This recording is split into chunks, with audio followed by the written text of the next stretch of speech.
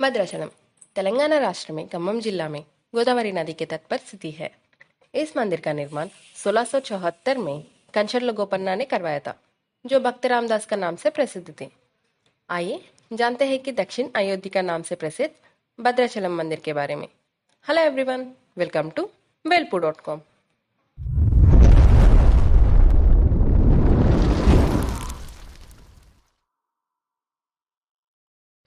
हिंदू पौराणिक कथानी के अनुसार यह माना जाता है कि भगवान राम अपनी पत्नी सीता और भाई लक्ष्मण के साथ जंगल में अपने वारण्यवास के काल के दौरान भद्राचलम में रुके थे। वहीं पर रावण ने सीता का हरण कर लिया।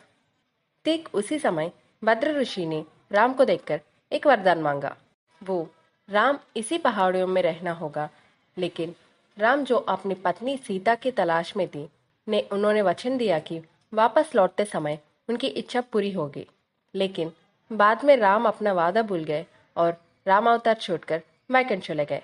जब भद्रा को ये पता चला और उसने राम के लिए घोर तपस्या की, तो भगवान विष्णु सीता लक्ष्मण के साथ राम के रूप में आए थे और उस पहाड़ों पर प्रकट हुए।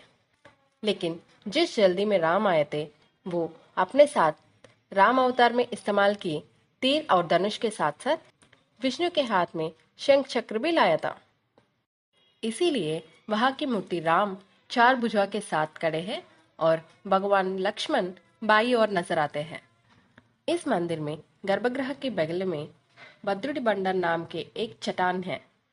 यदि आप चट्टान के पास कान लगकर सुनेगा तो आपको भगवान राम की जयकारा सुनाई देगा। भद्राचलम में श्री राम नवमी उत्सव के दौरान भगवान राम पर डालने के लिए कोटी तलमराल हाथ से बनाया जाता है। यानी तलमराल को चावल के लिए दानों को कूटने या मिशनों पर पीटने के बजाय प्रत्येक दान से हाथ से चावल निकालकर कोटी तलमराल बनाया जाता है। राम के कल्याण में मोतियों की तलमराल को विशेष स्थान है। भक्त रामदास के कारण तत्कालीन राजा तनीषा को स्वप्न में भगवान राम के दर्शन हुए थे। तनीषा ने अत्यंत प्रसन्नता से अनुभूति होकर राम के कल्याण हेतु राम की मोती अर्पित किए थे तथा एक नियम दी। इस नियम के अनुसार राम के कल्याण में उपयोग किया जाने वाले मोटी तलमराल को शासकों के हाथों से आना चाहिए। इसीलिए हमारे गवर्नमेंट आज भी उन पारंपरिक को पालन कर रहा है। दुनिया के किसी भी मंदिर में भक्त भगवान के लिए आभूषण बनाते हैं, लेकिन केवल भद्राद्री में राम ही मंदिर और आभूषण की कीमत चुकाया था। रामदास को सरकारी पैसे से मंदिर और आभूषण बनाने के आरोप में जेल में डाल गया था। राम ने अपने भक्त को मुक्त करने के लिए अपने समय के श्रीराम सिक्कों के रूप में 6 लाख रुपया दिया था।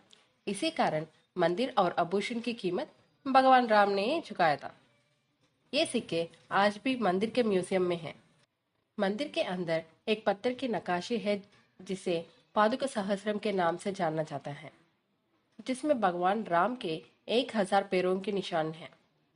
भक्त इन्हें छूने और भगवान राम के आशीर्वाद प्राप्त करने पुण्य मानते हैं। मंदिर का शिखर मुकुट लगभग 36 टन वजन एकल ग्रेनाइट ब्लॉक से बनाया गया था। मंदिर के गर्भगृह के शीर्ष पर एक सुदर्शन चक्र है। गोपन्ना को गोदावरी नदी में ये चक्र मिला। ये सोचकर कि ये राम द्वारा प्रदान किया गया है, रामदास ने चक्र लाए और उसे गर्भगृह के गोपुर में स्थापित किया। इस मंदिर के बारे में अधिक जानने के लिए हमारे वेबसाइट को विजिट कीजिएगा। वेबसाइट लिंक डिस्क्रिप्शन में है। फ्रेंड्स, हम भारत में फिक्स्ड और कस्टमाइज्ड टूर पैकेजेस प्रोवाइड कर रहे हैं। अगर आप ट्रैवल में इंटरेस्टेड है, यानी आपको किसी ट्रिप की एडवाइस चाहिए, तो विजिट www.velpu.com और visit our social media channels. अगर ये वीडियो आपको अच्छे लगे तो लाइक, कमेंट, शेयर और सब्सक्राइब करना ना भूलना। जय श्री राम।